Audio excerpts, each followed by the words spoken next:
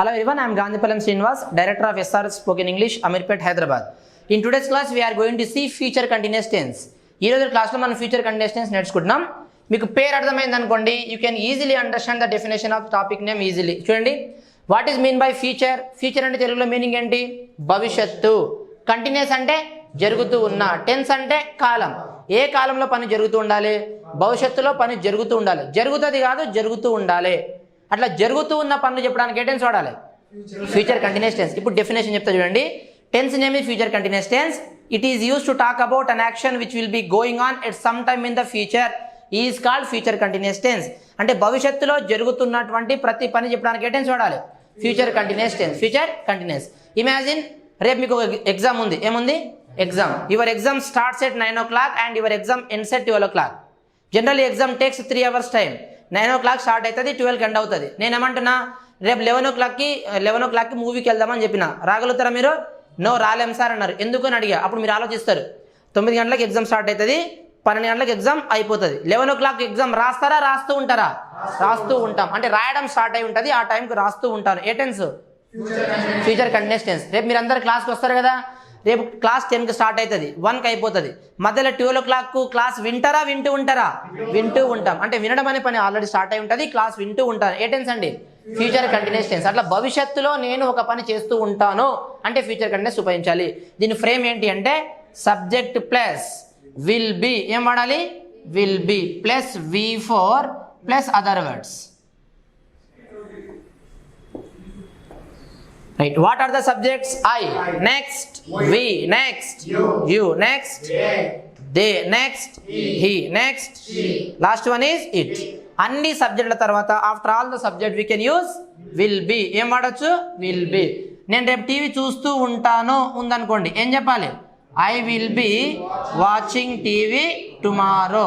నేను చూస్తా అనట్లేదు, చూస్తూ ఉంటా. చూస్తూ ఇప్పుడు ఏం చేస్తున్నామంటే, నేను అడిగాను what are you doing now అంటే ఐఎమ్ వాచింగ్ టీవీ. ఇది ప్రజెంట్ కంటిన్యూస్. నేను నిన్న ఏం చేస్తూ ఉంటీవని అడిగిన. I was watching TV yesterday. నేను నిన్న టీవీ చూస్తూ ఉన్నా. మరి రేపు కూడా ఇదే టైంకి ప్రోగ్రామ్ వస్తుంది సార్, ఈ టైంకి నేను టీవీ చూస్తూ ఉంటాను అని చెప్తే ఏం చెప్పాలి? I will be watching TV tomorrow. చెప్పండి, నేను రేపు టీవీ చూస్తూ ఉంటా. Watching TV tomorrow. We will be watching TV tomorrow. You will be watching TV tomorrow. వాళ్ళు టీవీ చూస్తుంటారు, they will be watching TV tomorrow. అతడు రేపు టీవీ చూస్తూ ఉంటాడు, వాచింగ్ టీవీ టుమారో. ఆమె రేపు టీవీ చూస్తూ ఉంటుంది, will be watching TV tomorrow. రేపు మీ టైంకు క్లాస్ వింటారా? వింటూ ఉంటారా? వింటూ ఉంటాం. చెప్పండి, I will B listening to the class tomorrow. I will B listening to the class tomorrow. నేను మధ్యరాత్రి 2 గంటలకు ఫోన్ చేస్తా, శ్రీకాంత్ ఫోన్ ఎత్తు అన్నా. ఎత్తలేను సార్ అన్నావు. ఎందుకు? ఏం చేస్తుంటావు అని అడిగా. ఏం చేస్తావు? స్లీపింగ్. నిద్రపోతూ ఉంటా. ఆ టైంలో ఫోన్ ఎత్తలేను సార్, ఎందుకంటే నిద్రపోతూ ఉంటా.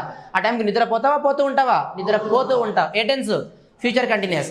Imagine tomorrow you are planning to go somewhere. ఎక్కడికో వెళ్ళాలని ప్లాన్ చేశారు. Your journey starts at 10 o'clock ends at 5 o'clock. మధ్యలో 10 గంటలకు స్టార్ట్ అవుతుంది జర్నీ, 5 o'clock ఎండ్ అవుతుంది. 2 o'clock ఏం చేస్తుంటారు? జర్నీ చేస్తారా? చేస్తూ ఉంటారా? You will be travelling. You will be travelling. ఏ టెన్స్? Future continuous tense. అట్లా భవిష్యత్తులో నేను ఒక పని చేస్తూ ఉంటాను అంటే ఫ్యూచర్ కంటిన్యూస్ ఉపయోగించాలి. ఓకే, రేపు నేను ఈ టైంకు క్లాస్ చెప్తానా? చెప్తూ ఉంటానా? చెప్తూ ఉంటాను. ఏ టెన్స్? Future continuous. అట్లా భవిష్యత్తులో ఒక పని చేస్తూ ఉంటా, తింటూ ఉంటా. ఆడడం ఉందనుకో, ఆడుతూ ఉంటా. చదవడం ఉంటే చదువుతూ ఉంటా. రాయడం ఉంటే వినడం ఉంటే ప్రాక్టీస్ చేయడం ఉంటే ప్రాక్టీస్ చేస్తూ ఉంటాను. భవిష్యత్తులో ఒక పని చేస్తూ ఉంటాను అంటే ఫ్యూచర్ కంటిన్యూస్ ఉపయోగించాలి. నేను రేపు టీవీ చూస్తూ ఉంటాను. చెప్పండి మళ్ళీ ఒకసారి. I will be watching TV tomorrow. ఒకవేళ నేను చూస్తూ ఉండనని చెప్పాల్సి వచ్చింది అనుకోండి, నాట్ వాడాలి.